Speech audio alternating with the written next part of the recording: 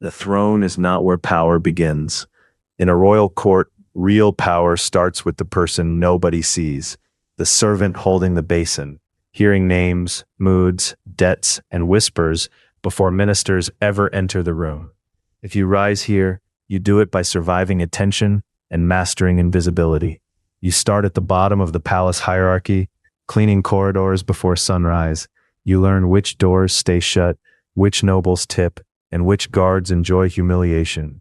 Your wage is tiny, your back aches constantly, and your first promotion comes from reliability, not brilliance. As a scullion or kitchen hand, you move from empty corridors to the palace stomach.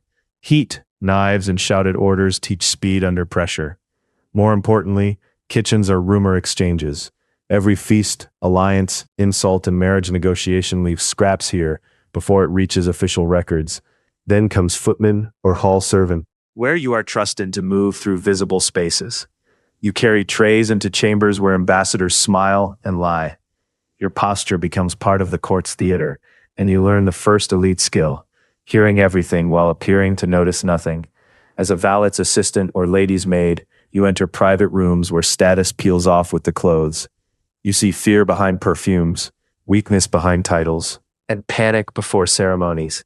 This rank teaches a dangerous truth. Those closest to privilege often witness how fragile privilege really is. Next, you become a messenger or runner within the palace network. Suddenly, speed matters less than discretion. A sealed note delivered late can ruin a trade agreement. A message repeated incorrectly can start a feud. You begin to understand that information has value long before money ever reaches your hand.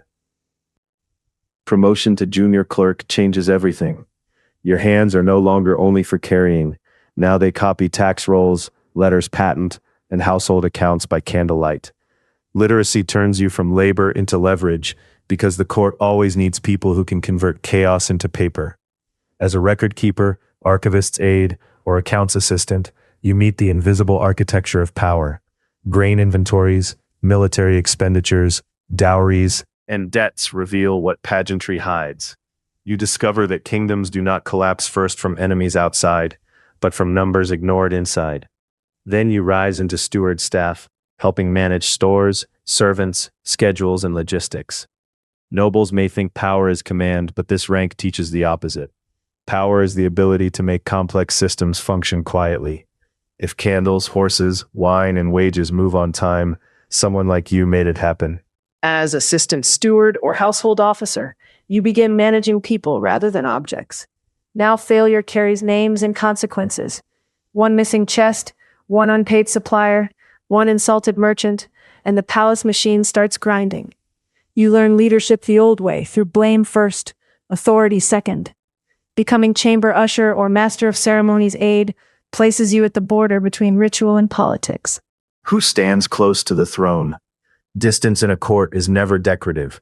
It is a public measurement of favor, trust, and future opportunity.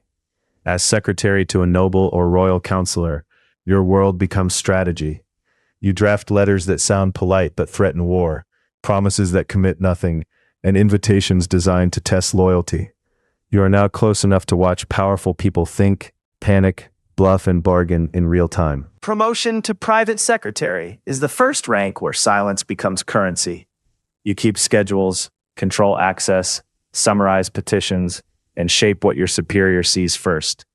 In court life, whoever controls the flow of information controls the emotional weather of decision-making. Then comes master of the household or senior steward, where wealth begins to follow authority. You oversee budgets large enough to feed villages and host envoys. But comfort has a price. Every extravagance is audited by jealous rivals, and every efficiency threatens someone else's profitable chaos.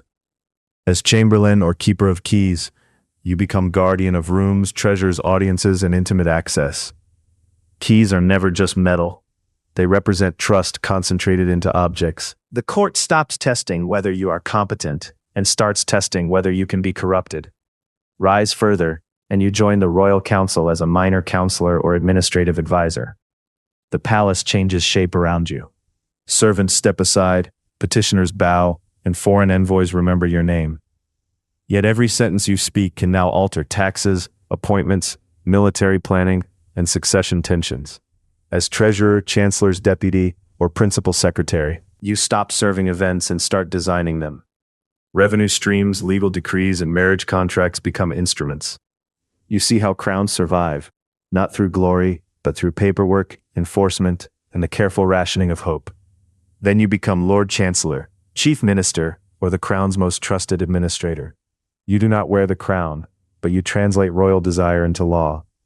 Judges, clerks, sheriffs, and diplomats move because your seal moves.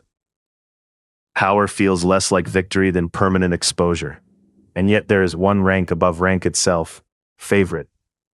Some courtiers leap past competence through intimacy, charm, bloodline, or seduction.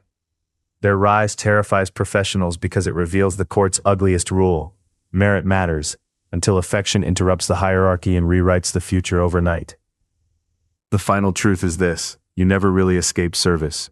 The servant polishes silver, the steward polishes order, and the chancellor polishes the king's reality until the kingdom can live inside it. In a royal court, the higher you rise, the more elegantly you kneel.